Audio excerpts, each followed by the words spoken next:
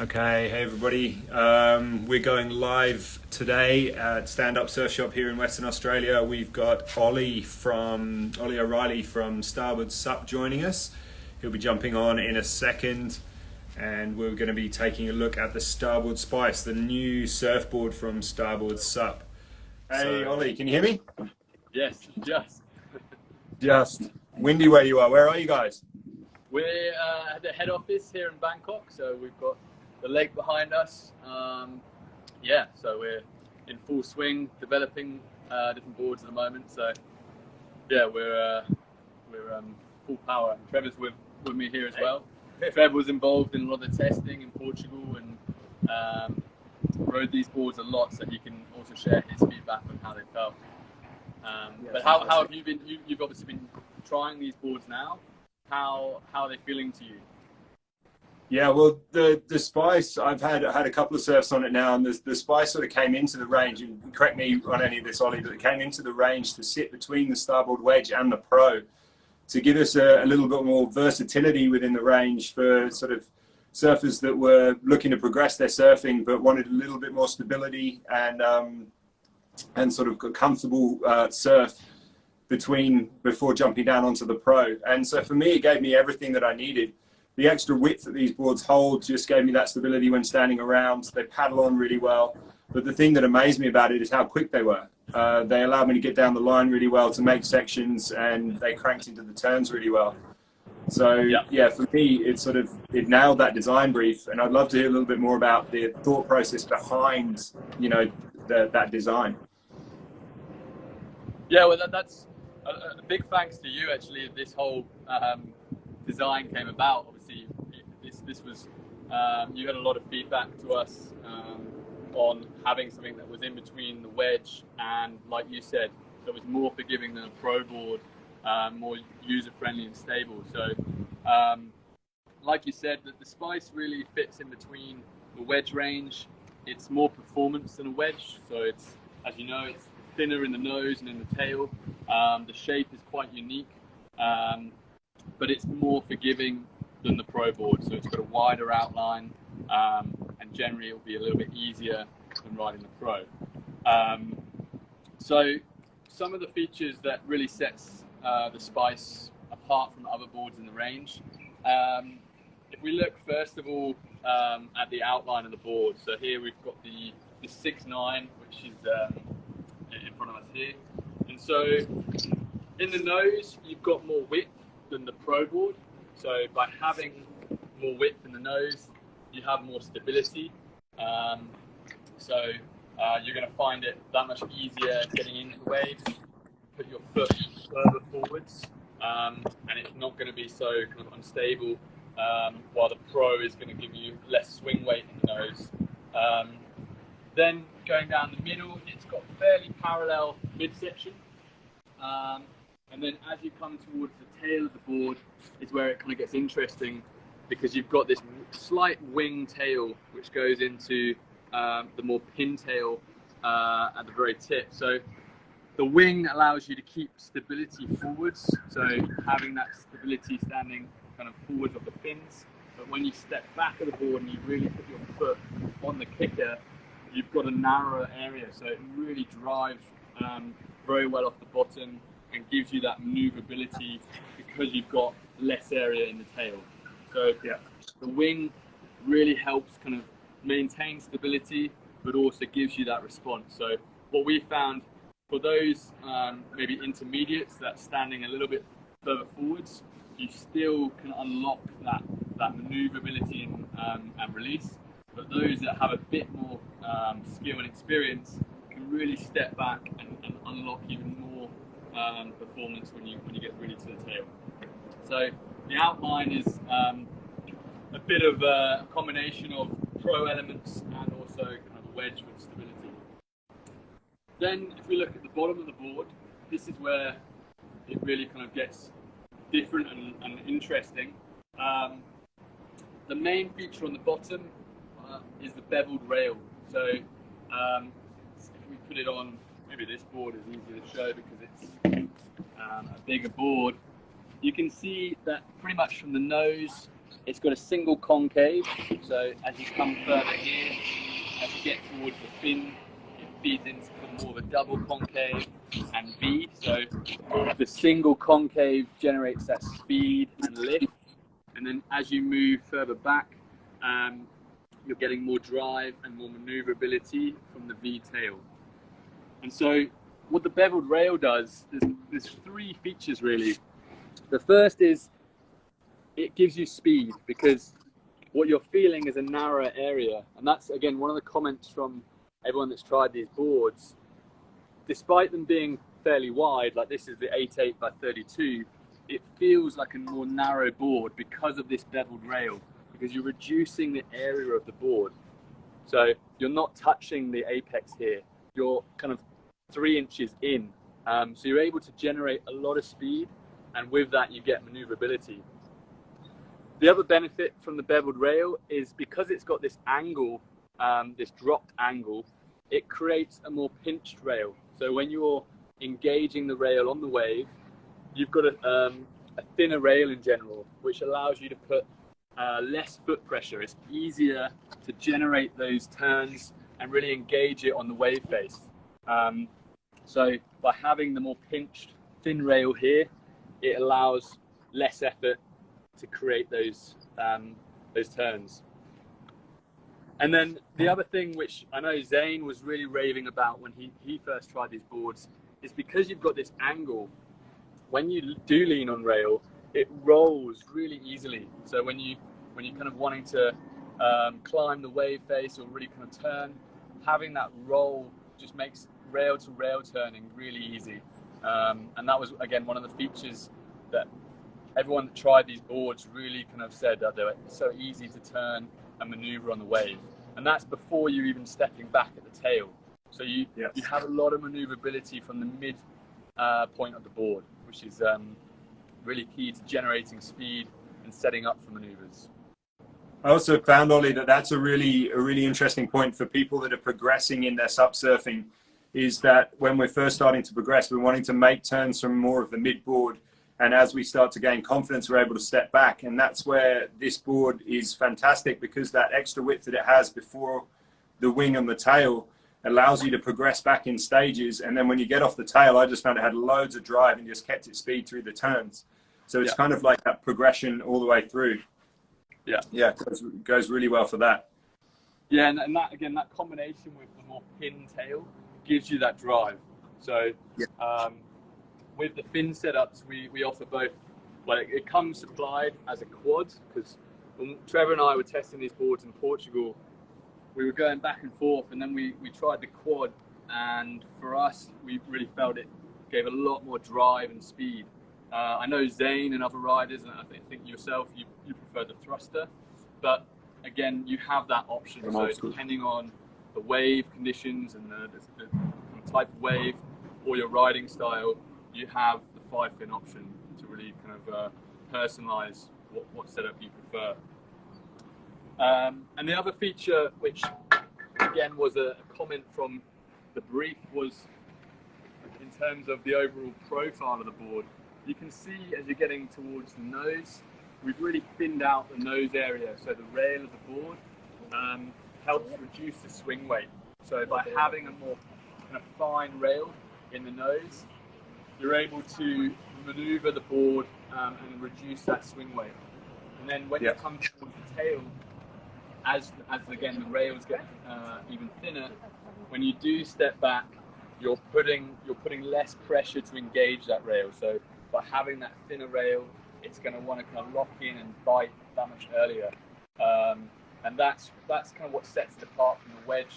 The wedge has generally a higher volume, thicker rail, which gives you that kind of stability and is a very easy board to ride. The Pro obviously has thin rails, but the Spice is kind of giving you the float through the middle, but having that thin rail towards the tail and the nose both reduces swing weight through your turns, top turns, and then gives you that bite on the bottom turns as well. One other feature which we can show here is it's got a slight dome in the deck of the board. So Yeah, no. By having the dome in the deck, it's not enough to make it feel corky or uncomfortable, but it means that we can drop even lower the rails. So by having a thinner rail here, again, you're getting that control and maneuverability, but you're still able to pack the volume where you need it, kind of in the midsection of the board. So it's got a slight dome deck as well. From experience of riding this board, I think the design brief was nailed. Like it really felt like the board did what it needed to do, and it sort of performs in those kind of waves. I had it out in sort of up to head high kind of waves. I'd actually really enjoyed putting it in something a little bit juicier, but I also had one session in just sort of like waist high waves, and the speed that it generated and the way that it could control it through the turns was great. I felt like the release of the board into the turn, and I think it's that beveled rail, just really felt stable and solid through the turns, really predictable.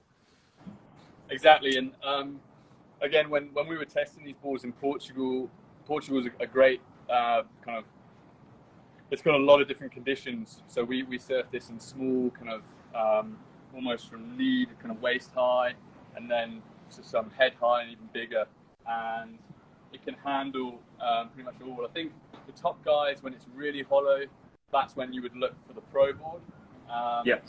But kind of below that, and when it's for most conditions, I think the use of this board is generally going to get more kind of or the conditions that are kind of most of the world has. So that's why it's got such kind of wide appeal.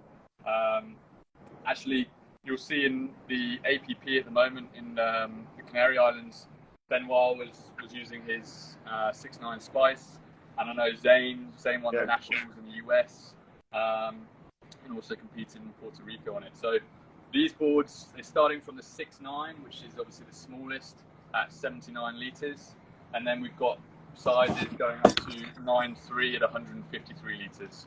And that was another point that, again, came from the brief originally, was we wanted sizes that crossed over between the wedge. So if someone was wanting a stable board, you could have a similar size in the Spice, but you're just going to get that additional performance when you do switch. So you'll see some similarities with the wedge. We have the 8.7 by 32 wedge, and you have an 8.8 by 32 Spice. So very similar in the overall dimensions, but when you try these boards side by side, it's pretty easy to feel straight away the differences. And then you've got the 9.3 as well, which is even the bigger one. And 9.3 is a fantastic size, especially for someone for their first surf SUP.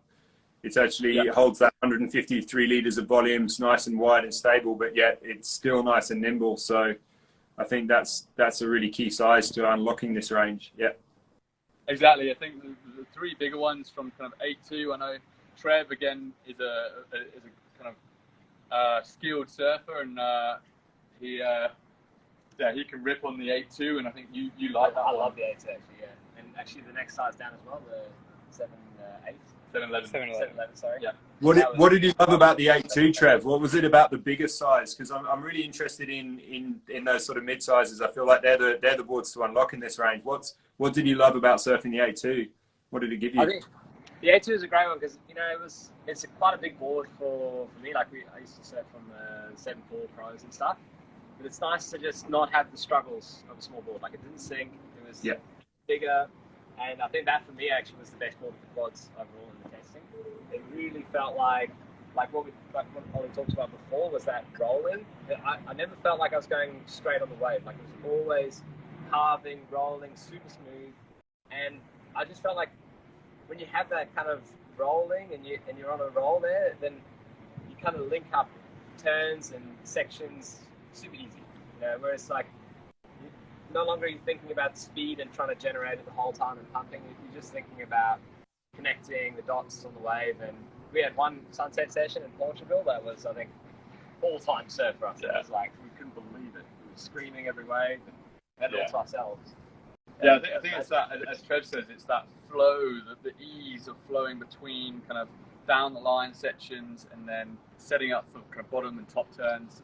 it just flows very smoothly because of that rail. You're just kind of, you almost turn your head and the board just wants to kind of roll with you. So that was a really key characteristic, and I think fins also play into kind of helping that, because the front fins have a lot more angle, which helps you give that maneuverability, and then the back fins have a kind of straighter angle, which gives you that drive. So you're further forwards, you're getting that looseness and kind of reaction, and then when you step back, you're driving through your turns.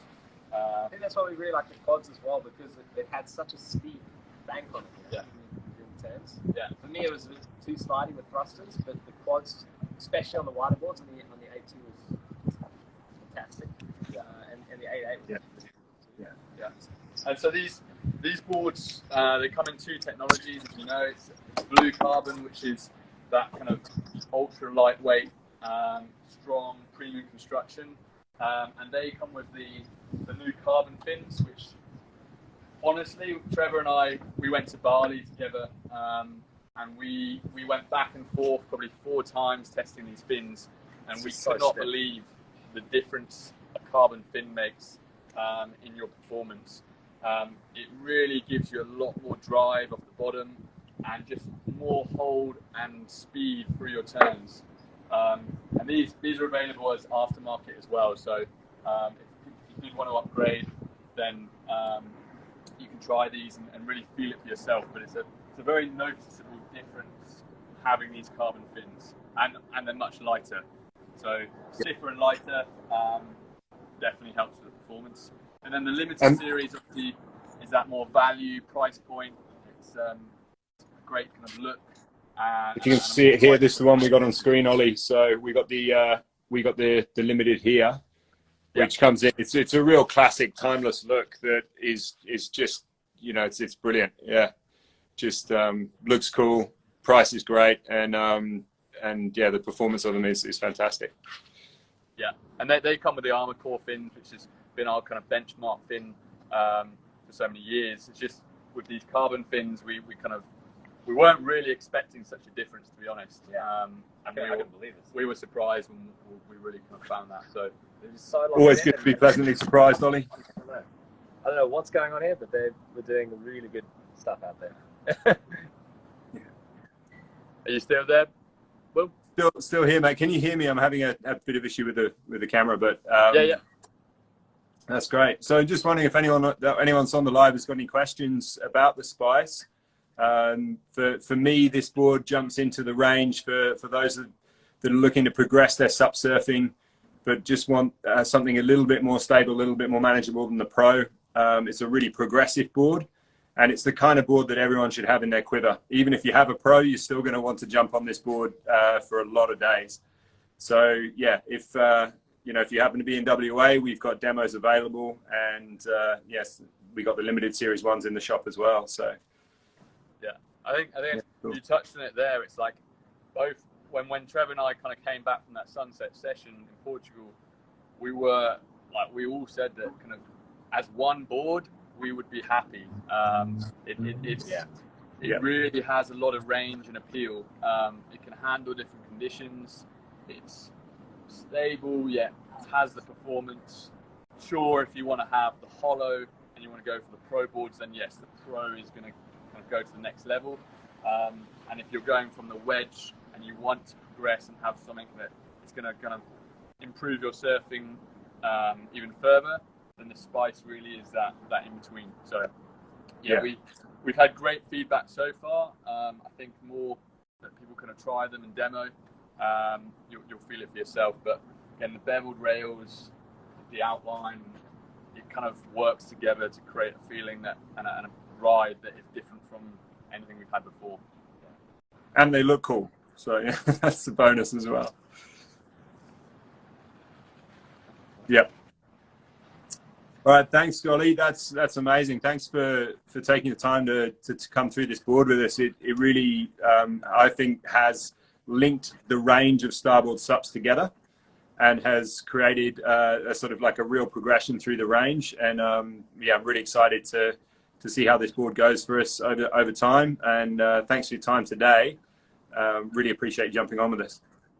Thank you, Will. And yeah, if there's any questions, then please send them through, or you can contact Trevor and I, Ollie at starboard.com, Trev at starboard.com as well. So if there's any questions or further comments, then just let us know and we'll be pleased to answer.